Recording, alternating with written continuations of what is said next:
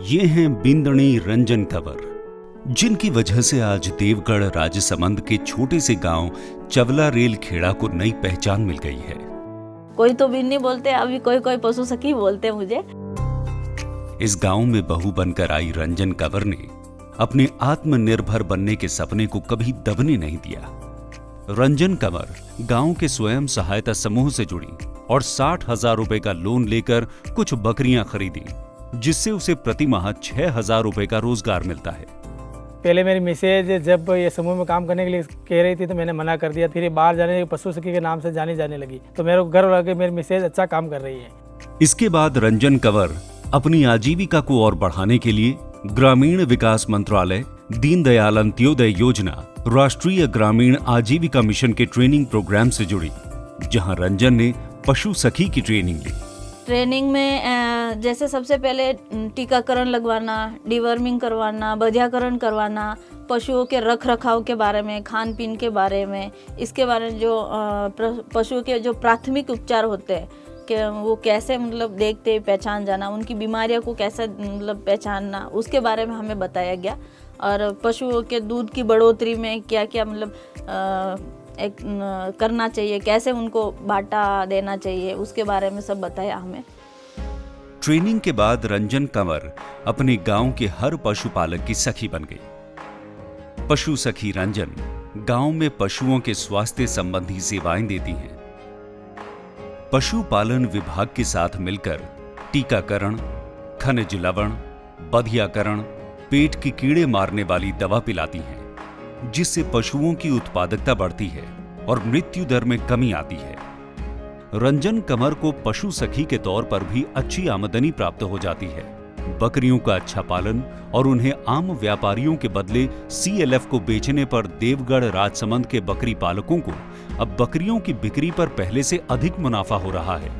रंजन कंवर ने गांव की महिलाओं का समूह बनाया और उन्हें अपनी तरह उद्यम पशु सखी बनने के लिए प्रेरित किया। हमारे गांव में जैसे 32 परिवार के साथ मैंने ये कार्य चालू किया, तो मैंने बताया ऊपर लगा के उनको खिलाना है, तरीके बताए चारे किस तरीके से खिलाने हैं, दाने के लिए कैसी सुविधा रखनी है, उस हिसाब से बताया। तो उनको भी मतलब पशुपालन करने में बहुत इंटरेस्ट आया। रंजन के प्रयासों से ही आज शांता भी एक आत्मनिर्भर बकरी पालक है। शांता की 60 बकरियां हैं और ये बकरियां ही उसकी आजीविका का साधन है।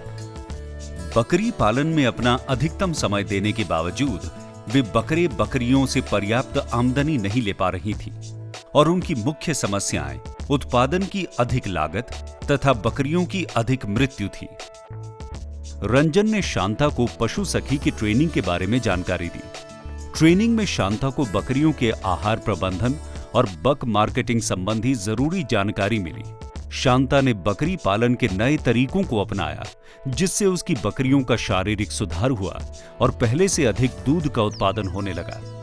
मैं उद्यम सखी बनी, यहाँ ट्रेनिंग करके जहाँ मैं वापस आई और हम वहाँ पर सीखे और अच्छी तरह से बकरी की देखभाल करने के लिए और आसपास के उनको भी बोला कि बच्चे को अच्छी तरह से देखभाल करनी और उसको तौल के देना चाहिए, उससे अब हमारे को फायदा होता है। पहले जिन बकरियों का पालन शांता करती थी, आज वही बकरियां शांता और उसके परिवार को पाल रही हैं। इसी तरह देवगढ़ के नीमझर गांव की मंजू अब गांव की जानी मानी बकरी पालक बन गई हैं। मंजू स्वयं सहायता समूह से जुड़ी और अब अपने बकरे CLF के माध्यम से बेचना ही उपयुक्त समझती है, जिसके उसे बकरियों के वजन के अनुसार आय प्राप्त होती है। मंजू क्षेत्र के छोटे और परंपरागत बकरी पालक किसानों के साथ संपर्क विकसित करती हैं और उन्हें भी नस्ल में सुधार व उत्पादों की संगठित बिक्री के बारे में जानकारी देती हैं। हम घर घर जाके महिला को बता रहे हैं कि बाड़ा बाड़ी है तो उसको भी इस तरीके से मतलब रहन सहन भी उनके बाड़ा भी घर जैसा बनवाओ, और जो बकरे का बच्चा होता है उसको मतलब 2 महीना 3 महीने के बाद में उसको दलिया भी चालू करना है, बकरों को मतलब तोल के बेचना है, बकरे को बेचने के बाद में अच्छे पैसे भी दाम मिले। इन तीनों उद्यम पशु सखियों की सफलता से इनके गांव की अन्य भूमिहीन महिलाओं को भी प्रेरणा मिली है। नारी शक्ति CLF ने बक मार्केटिंग द्वारा बीते 2 वर्षों में 23 गांवों के कुल 567 बकरों की बिक्री से 28,48,549 रुपए की आय प्राप्त की है। दीनदयाल अंत्योदय योजना राष्ट्रीय ग्रामीण आजीविका मिशन के प्रयासों से ही देवगढ़ की ग्रामीण महिलाएं बक मार्केटिंग के क्षेत्र में नई ऊंचाइयां छू रही हैं।